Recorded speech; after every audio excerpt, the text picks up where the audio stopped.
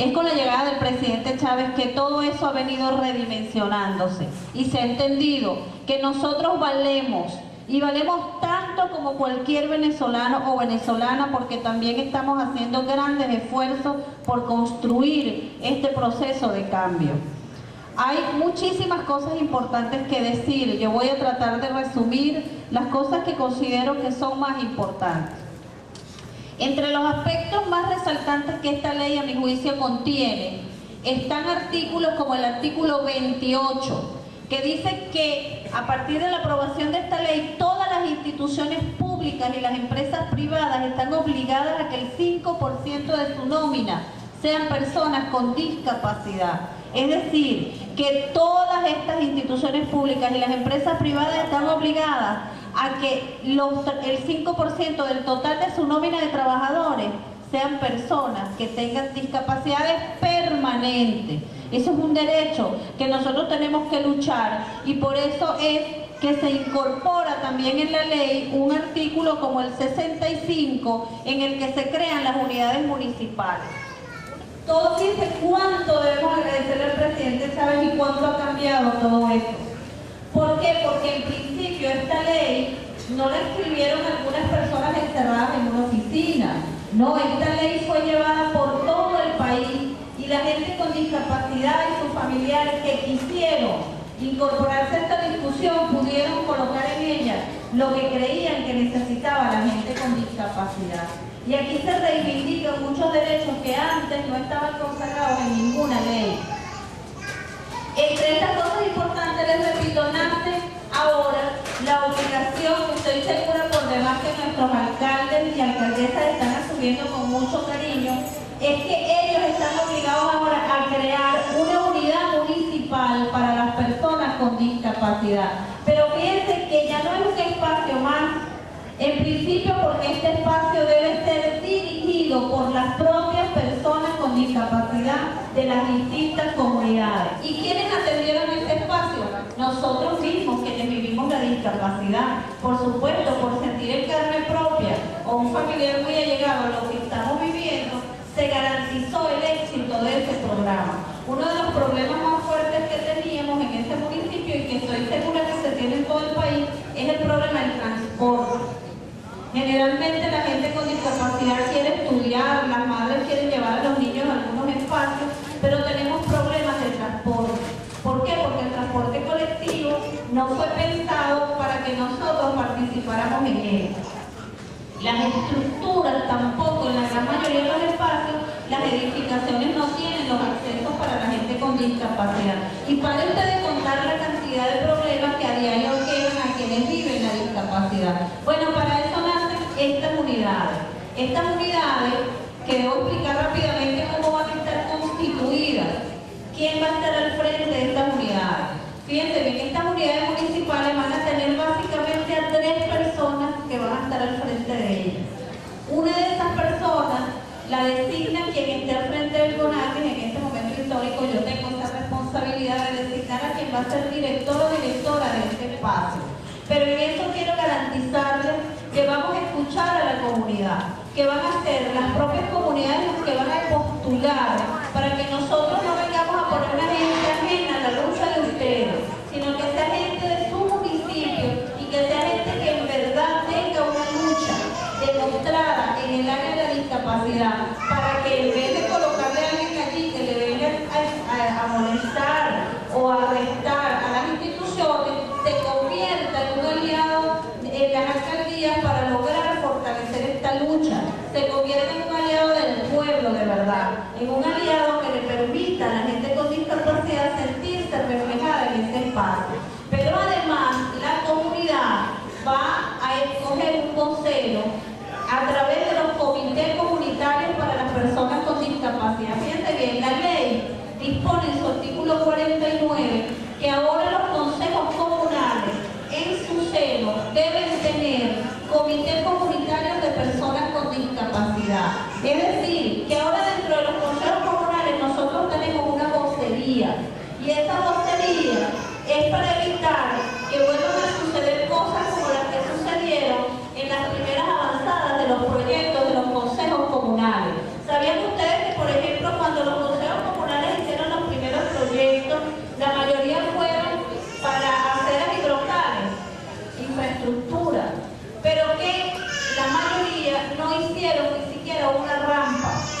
de acceso.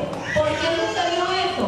No porque los camaradas de los consejos comunales sean personas malintencionadas, ni mucho menos, sino porque no había la vocería de la gente con discapacidad que les dijera a ellos: hey, si vas a hacer una acera, vamos a ponerle rampa. Hey, si vas a hacer una cancha deportiva y le vas a poner un baño, acuérdate que también hacen deporte quienes andan en las sillas de ruedas. Este baño tiene que estar acondicionado para que ellos también puedan hacer actividades, los niños y las niñas que tienen discapacidad. Entonces, con esa vocería que ahora deben tener los consejos comunales, y para eso estamos aquí, para ayudar a la organización de estos comités comunitarios, que es la firma de este convenio, que quiero que ustedes sepan que estamos empeñados en que esto no sea solo un papel más, porque a veces se firman documentos y la cosa queda como que ahí. Queremos que esto, más allá de ser la firma de un documento, que esto es algo simbólico, nosotros podamos traducir esto en verdaderas acciones para lograr varias cosas.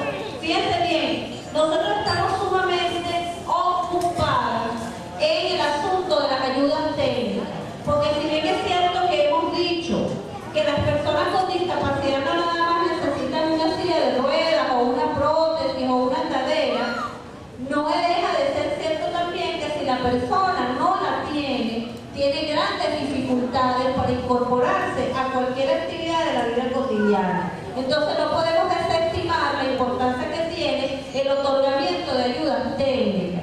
Pero además debemos insistir en que el otorgamiento se haga de la manera más adecuada. Y paso en este momento a hacerles un ejemplo, especialmente aprovechando que están los alcaldes y está la alcaldesa, porque es importante que ese otorgamiento, que ahora esa oficina que debemos crear debe encargarse, entre otras cosas, de coordinar con el CONADIS y con otras organizaciones la entrega de ayudas técnicas, debemos hacerlo de la manera más adecuada, porque hasta este momento, en buena parte de las instituciones del país, les voy a poner el ejemplo de las sillas de ruedas, y esto aplica para todas las ayudas técnicas.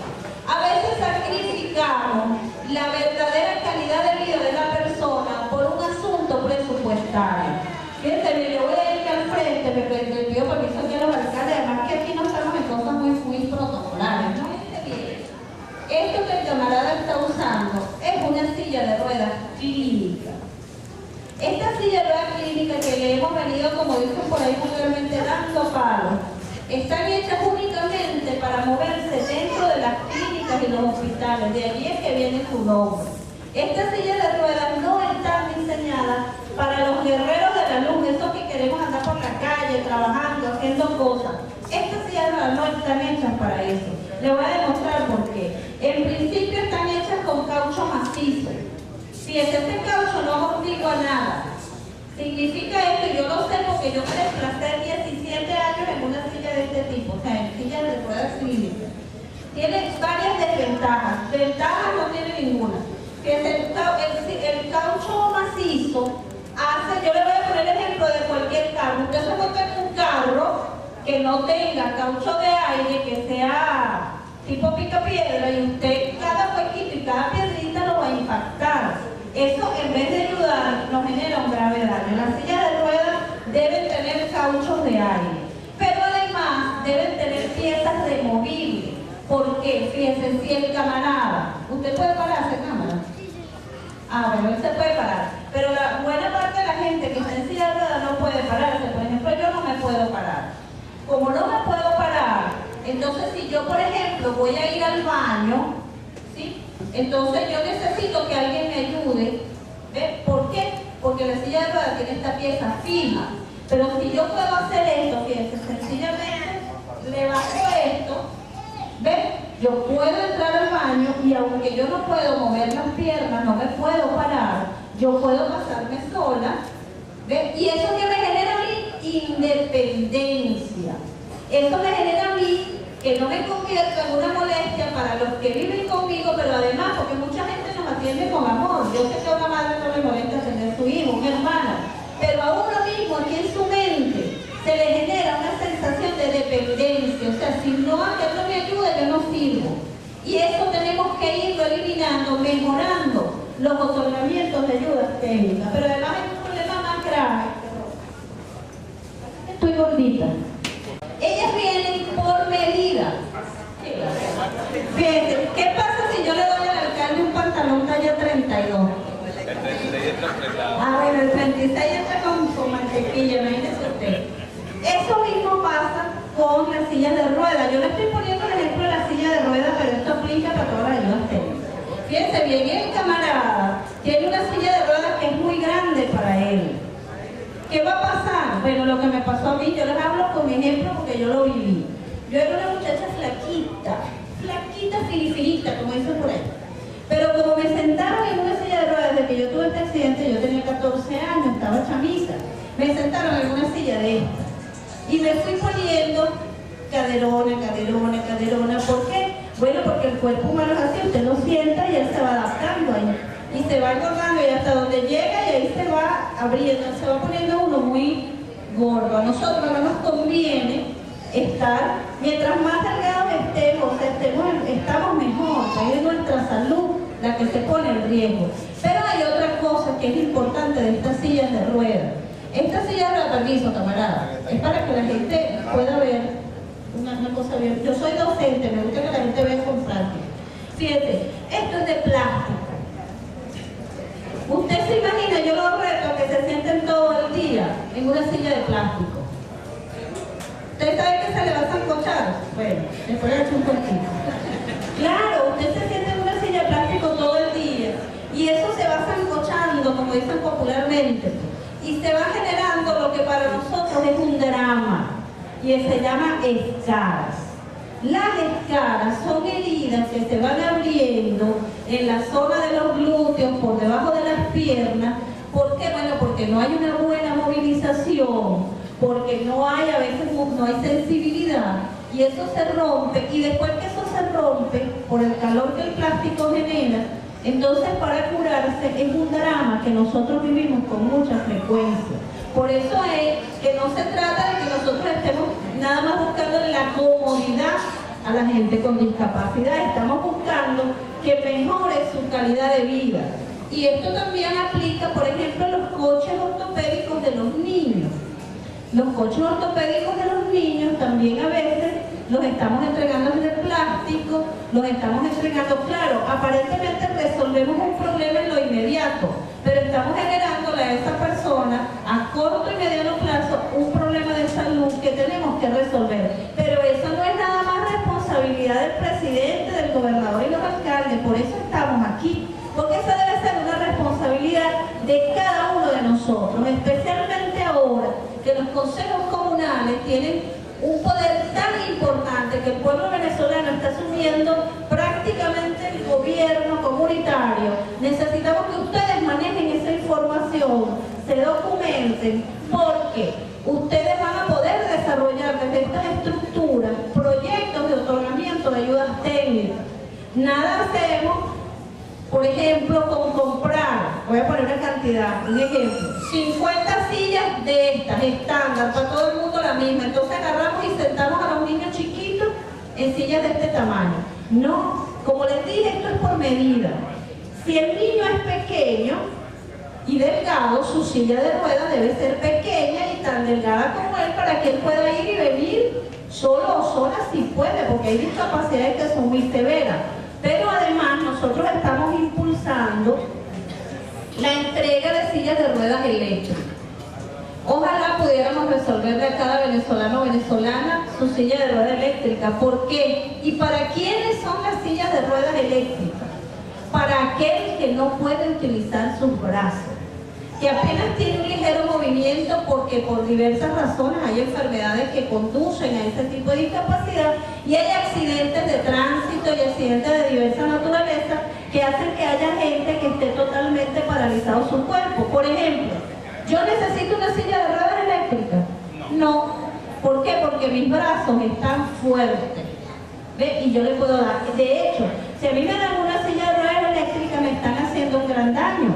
Porque ese ejercicio que yo hago diariamente dándole a mi silla, que mejora de algún modo mis condiciones de mi aparato circulatorio, me mantiene cierta movilidad, yo entonces si sustituyo el movimiento de mis brazos, por la comodidad de mover con un dedo un motor, me estoy haciendo un gravísimo daño y me está haciendo un grave daño que a veces la gente lo hace con muy buena intención, pero tenemos que estar muy vigilantes y por eso es que este tipo de otorgamiento debe estar muy bien asesorado.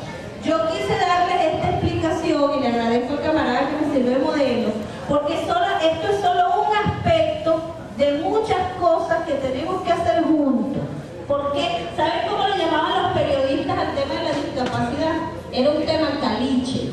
Caliche es un tema que no es noticia. A ellos no les interesaba, les parecía que no era importante difundir el tema de la discapacidad. Eso lo hemos ido cambiando. No ha sido fácil. Acuérdense que estamos cambiando estructuras de pensamiento. Ha sido difícil que el país entero entienda que tiene que vernos como iguales, que el hecho de que el camarada no tenga el brazo, o de que la camarada no vea, o de que aquel no escuche, o de que yo ande en una silla de ruedas no me convierte en una persona que vale menos, sino que tenemos situaciones diferentes. Usted camina, yo no. A lo mejor usted hace algo que yo no puedo hacer, pero a lo mejor yo hago algo que usted no puede hacer. Entonces nos complementamos. Y para eso es que es la construcción de este proceso revolucionario, para que todos juntos construyamos. Entonces ahora los periodistas, afortunadamente, después de trabajar y trabajar intensamente con este sector, han ido comprendiendo que este es un tema que es sumamente importante y que de hecho en este momento nos estamos convirtiendo en una referencia para América Latina, porque una ley como la que nosotros tenemos, tan humanista, solamente ha sido posible en el marco de este proceso revolucionario. Pero esa ley, si nosotros no hacemos los esfuerzos para materializarla, se puede quedar ahí en el papel y nosotros no podemos permitir que eso suceda. De aquí la importancia de este convenio que vamos a firmar, porque una de las responsabilidades que va a tener esa oficina es lograr varias cosas. Una de ellas es impulsar la conformación de los comités comunitarios de personas con discapacidad. Otra tiene que ver con que ahora la ley establece que las personas con discapacidad deben ser calificadas y certificadas. Califica el Ministerio del Poder Popular para la Salud a través de su Sistema Nacional de Salud Pública. Hasta este momento tenemos 54 médicos a nivel nacional autorizados para el proceso de la calificación. ¿Qué es la calificación? Bueno, es el médico especialista que va a decir que el camarada qué discapacidad tiene y cuál es el nivel de su discapacidad. ¿Saben lo que a veces pasa? Que va el camarada que no tiene discapacidad y cuando entra al metro empieza a cojear. Y usted lo ve que va cojeando. Ajá, ¿por qué cojea? Para que le exoneren el ticket del metro. Entonces, esta calificación y certificación, que es una de las responsabilidades de esta unidad municipal, nos va a garantizar que de verdad van a ser las personas con discapacidad las beneficiarias de toda una serie de aspectos que la ley contempla, entre ellos algunas ayudas económicas que en el transcurso de los días se va a ir definiendo, pero fíjense, nosotros tenemos que estar claros que las ayudas económicas deben ser estrictamente para aquellos camaradas que realmente la necesitan, porque si un camarada, por ejemplo, está en una silla de ruedas, pero puede trabajar, debe ir a trabajar, y yo se lo digo con toda propiedad. De verdad que, bueno, primero y principal, bastante sorprendida con toda esta cantidad de gente que tuvimos en la actividad. Con esto ya partimos de la idea de que ustedes quieren hacer una participación activa y protagónica dentro de la vida misma de su comunidad. Yo quiero que, por favor,